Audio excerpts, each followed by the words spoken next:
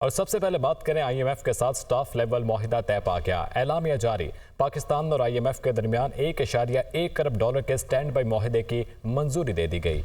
पाकिस्तान और IMF के दरमियान इक्तिसादी जायजा मुज़ाकरात कामयाब। $3 अरब के स्टैंड बाई मुआहिदे की आखिरी किस्त की मंजूरी दे दी गई है।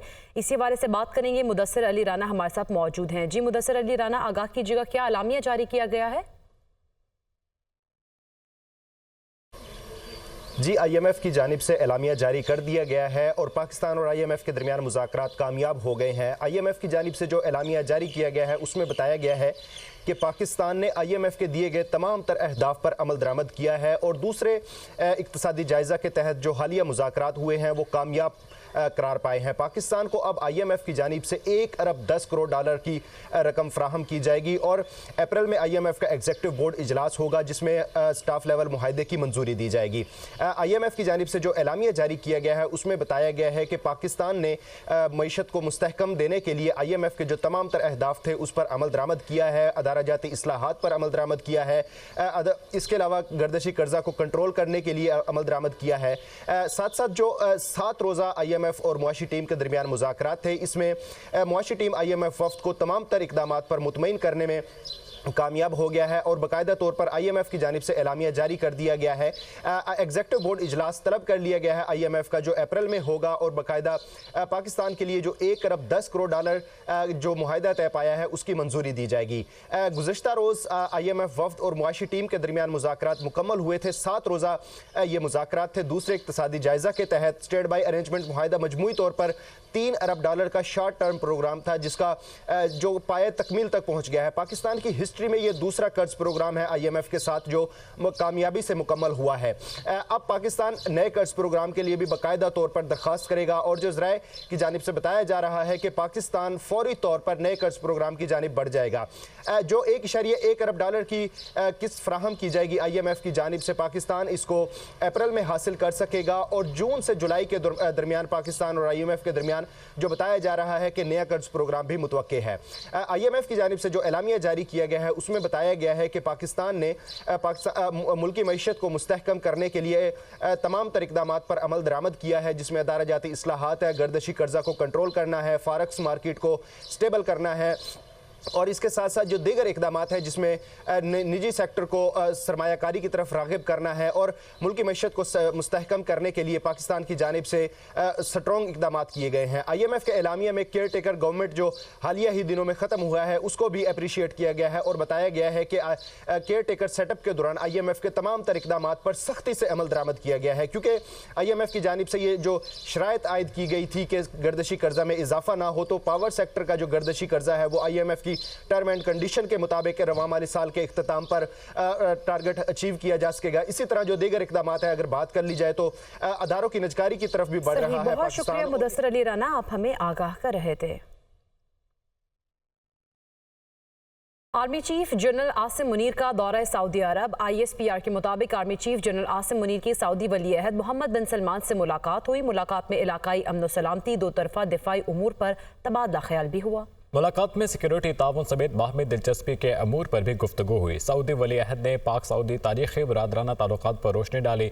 सऊदी अरब और पाकिस्तान के तारीख़ी बरादराना और मजबूत ताल्लुकात हैं। मोहम्मद बिन सलमान, सऊदी अरब और पाकिस्तान हमेशा एक दूसरे के साथ खड़े रहेंगे। सऊदी वली अहद की जानिब से ऐसे कहा गया। सऊदी अरब मुस्तक़बिल में भी हमेशा पाकिस्तान के साथ खड़ा रहेगा। शहजादा मोहम्मद बिन सलमान का पाक सऊदी ताल्लुकात मजबूत बनाने की ख्वाहिश का भी इज़हार। आर्मी चीफ ने पाकिस्तान के लिए हिमायत और गर्म जोशी के जज्बात पर सऊदी क़यादत का शुक्रिया अदा किया। Saudi chief of general staff मुलाकात में मौजूद थे। ISPR के मुताबिक सऊदी वज़ीर दिफा खालिद बिन सलमान भी मुलाकात में मौजूद थे। और पाकिस्तान के इंतखाबी नताइज में कुछ बेज़ाब्तियाँ हुई। डोनाल्ड लू धोखाधड़ी की छानबीन होनी चाहिए। अमरीकी मावन वज़ीर ख़ारजा डोनाल्ड लू का कांग्रेस कमेटी में पेशी से कबल बयान। पाकिस्तान में इलेक्शन से कबल पुरतशद्दुद वाक़यात पर तशवीश रही। पुलिस, सियासतदानों और सियासी इज्तिमात पर दहशतगर्द हमले हुए। धमकियों के बावजूद 6 करोड़ पाकिस्तानियों ने वोट डाला। आर्मी बस से तंजीम ने कहा इन्हें आधे हलकों में नहीं जाने दिया गया है। डोनाल्ड नूर ने मजीद ये भी कहा कि इलेक्शन वाले दिन मोबाइल फ़ोन डेटा सर्विस भी बंद की गई। डोनाल्ड नूर ने मजीद ये कहा कि साइफर मामले की वजाहत के लिए आज अमरीकी कांग्रेस कमेटी में पेश भी होंगे। पाकिस्तान के इंतखाबी नताइज में कुछ बेज़ाब्तियाँ हुई हैं। धोखाधड़ी की छानबीन होनी चाहिए। मजीद ये भी कहा कि धमकियों के बावजूद 6 करोड़ पाकिस्तानियों ने वोट डाला। आलमी मुबस्सिर तंजीम ने कहा कि इन्हें आधे हलकों में जाने नहीं दिया गया। रूस और पाकिस्तान के इंतखाबात का मुवाजना दुरुस्त नहीं है। अमरीकी महकमा खारिजा के नायब तर्जुमान का रद्द-ए-अमल पाकिस्तान का मीडिया मजबूत और इख्तलाफी ख्यालात के लिए खुला है।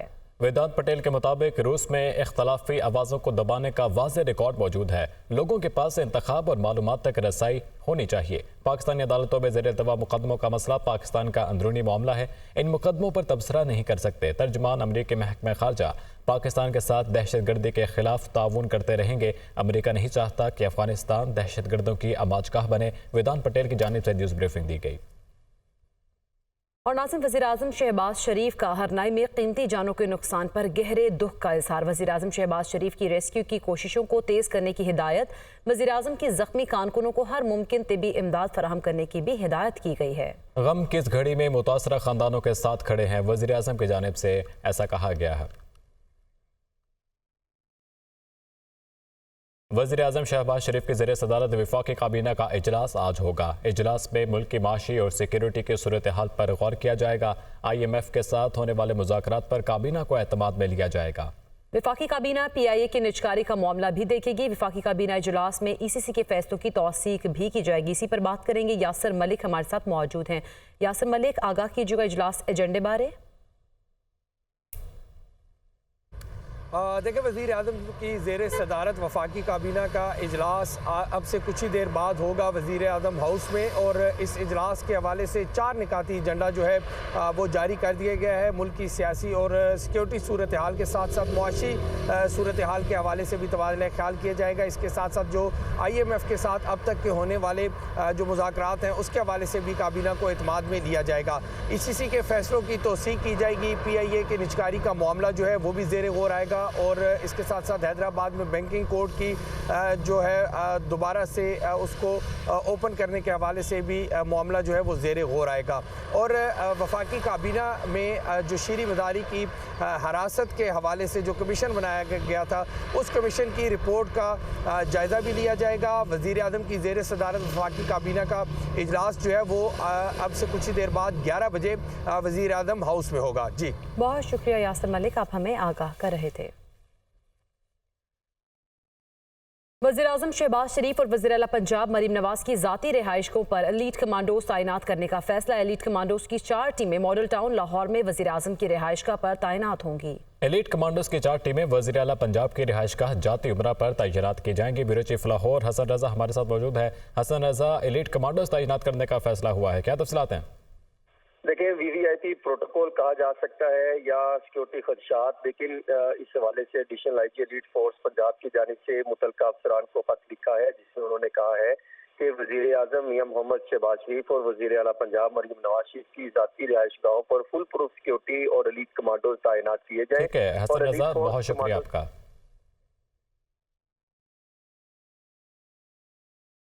आपको बताएं कि IMF के साथ स्टाफ लेवल मुआहिदा तय पा गया। एलामिया भी जारी कर दिया गया है। पाकिस्तान और IMF के दरमियान $1.1 अरब के स्टैंड बाई मुआहिदे की मंजूरी दे दी गई। पाकिस्तान और IMF के दरमियान इक़्तिसादी जायजा मुज़ाकरात कामयाब। $3 अरब के स्टैंड बाई मुआहिदे की आखिरी किस्त की मंजूरी दे दी गई है। इसी पर बात करेंगे। माहिर मईशत खाकान नजीब हमारे साथ मौजूद हैं। बहुत शुक्रिया खान साहब आपके वक्त का। सर, इस मुआहिदे को आप कैसे देखते हैं और पाकिस्तान के लिए फ्यूचर में इसके क्या असरात होंगे? देखिए, ये एक अच्छा ओमन है। इस वक्त पाकिस्तान को इस वक्त $25 अरब इस साल कलेक्ट करने थे in terms of gross inflows. उसमें आसानी पैदा होगी। आप ये भी याद रखिए $1 अरब की हमने पेमेंट करनी है एक बॉन्ड की। सो अगर ये $1 अरब आ जाएगा तो हमारे रिजर्व स्टेबल रहेंगे। दूसरी बात यह है कि इस वक्त जो मैक्रो स्टेबिलिटी के अर्ली साइंस आपको दिखाई दे रहे हैं, जिसका मतलब यह है कि फॉरेन एक्सचेंज रिजर्व $4 अरब थे 6 माह पहले, इस वक्त $8 अरब के करीब है। इन्फ्लेशन जिसने 38% का हाई हिट किया था टेपर हो गई है, 23% के करीब है। करंट अकाउंट का खसारा पहले जो 7 माह 8 माह का डेटा हमारे सामने अब आ गया है उसमें क्लियरली दिखाई दे रहा है कि वो भी संभल गया है और फरवरी तक $1 अरब का करंट अकाउंट का खसारा हुआ है, जो कि पिछले साल के मुताबिक जो कि $4 अरब के करीब था, सो वो भी संभल गया। सो ये मैक्रो स्टेबिलिटी के साइंस हैं जो आपको दिखाई दे रहे हैं। पर हैविंग सेड दैट, हमें IMF की अम्ब्रेला कंटिन्यूसली आगे भी दरकार होगी, और उसकी वजह वही है कि ग्रॉस फाइनेंशियल इनफ्लोज जिस तरह के चाहिए, और जो हमारे बायलैटरल मल्टीलैटरल फ्रेंडली कंट्रीज से हमें अपनी roll overs, reprofiling, recycling of debt करानी है, वो फंड के प्रोग्राम में रहते हुए आसान होगी। सो ऑल इन ऑल ये भी याद रखिए कि ये एक इंटरिम अरेंजमेंट है जिसको हमने इस वक्त उसकी सेकंड और फाइनल किस्त ले ली है। तो Pakistan will be preparing for a new programme. Having said that, आप अगर उनका अलामिया खुद पढ़ेंगे तो उसमें गौर से पढ़िए कि कई चीजें आपके लिए उन्होंने कही हैं कि ग्रोथ इस साल मॉडेस्ट रहेगी, ये सेकंड ईयर गोइंग होगा। पिछले साल नेगेटिव ग्रोथ थी, इस साल एक मॉडेस्ट 2% के करीब अगर ग्रोथ रहती है तो ऑब्वियसली एम्प्लॉयमेंट के वो जराए पाकिस्तान में नहीं बनेंगे जिससे हम अपने इतने बड़े जो यूथ की एंट्रेंस है उसको पूरा कर सकें। उन्होंने ये भी कहा है कि जो इन्फ्लेशन है वो वेल अबव टारगेट है। मैं इसीलिए कहता हूं कि IMF का programme in the short run आपको मैक्रो स्टेबिलिटी जरूर देता है और आपके रिजर्व की पोजीशन को बेहतर कर देता है, पर जो कलीदी काम आपने करने हैं अब वक्त वो है कि हम वो करें, इस मैक्रो स्टेबिलिटी को सीमेंट करें आने वाले दिनों में जरूर, पर जो डीप सीटेड इकोनॉमिक वल्नरेबिलिटीज हैं इस इकोनॉमी की, उसको दूर किए बगैर, जिसका मैं फिर अहाता कर दूं, सबसे पहले पैदावारी सलाहियत हमारी सबसे बड़ी वीकनेस है, चाहे वो एग्रीकल्चर में हो, मैन्युफैक्चरिंग में हो, सर्विस सेक्टर में हो। नंबर 2, एनर्जी सेक्टर का रीथिंक करना, रीवैम्प करना, तंजीम नौ करना, ये सारे वो काम है जो हम IMF की वजह से या IMF के लिए नहीं कर रहे, ये हम अपने मुल्क को ठीक करने के लिए कर रहे हैं। नंबर 3, पाकिस्तान के पब्लिक फाइनेंसेस और स्पेशली जो NFC के बाद हमारा फिस्कल फेडरल फ्रेमवर्क है वो बहुत ब्रोकन है, उसको ठीक करना ये हमारे लिए जरूरी है, IMF के लिए जरूरी नहीं है। IMF आपको शॉर्ट टर्म में मदद कर सकता है, वो कर दी गई है, हमें स्टेबिलिटी दिखाई दे रही है, माशाल्लाह कोई डिफॉल्ट का खतरा नहीं है। अब हमें जिस तरह SIF बिल्कुल शॉर्ट टर्म में जो है वो हमारे लिए आसानी हो गई है, माइक्रो स्टेबिलिटी हो गई है, लेकिन बात के असरात जो थोड़े से डिफिकल्ट नजर आ रहे हैं वो आपने बताए। बहुत शुक्रिया आपका खाकान साहब। नाज़िन, नवाज शरीफ की सदारत में इंतजामी इजलास का इक़दाम लाहौर हाई कोर्ट में चैलेंज कर दिया गया। नवाज शरीफ ना तो वजीर हैं और ना ही वजीर आला। दरख्वास्त गुजार की जानिब से मौक़िफ़ अपनाया गया। नवाज शरीफ इंतजामी सतह पर किसी इजलास की सदारत नहीं कर सकते।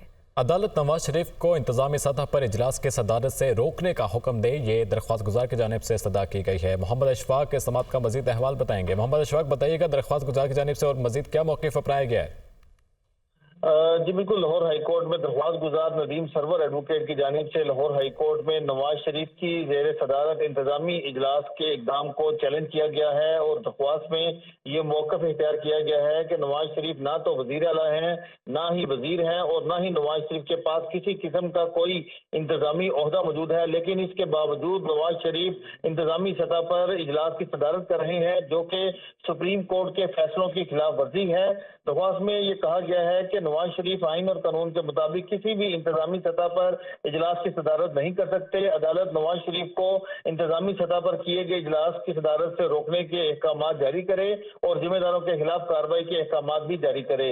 ये दरख्वास्त लाहौर हाई कोर्ट में नदीम सरवर एडवोकेट ने दायर कर दी है और अब रजिस्ट्रार ऑफिस इस दरख्वास्त की स्क्रूटनी करने के बाद दरख्वास्त को समाअत के लिए मुकर्रर करेगा। जी ठीक है मोहम्मद अशफाक, बहुत शुक्रिया आपका।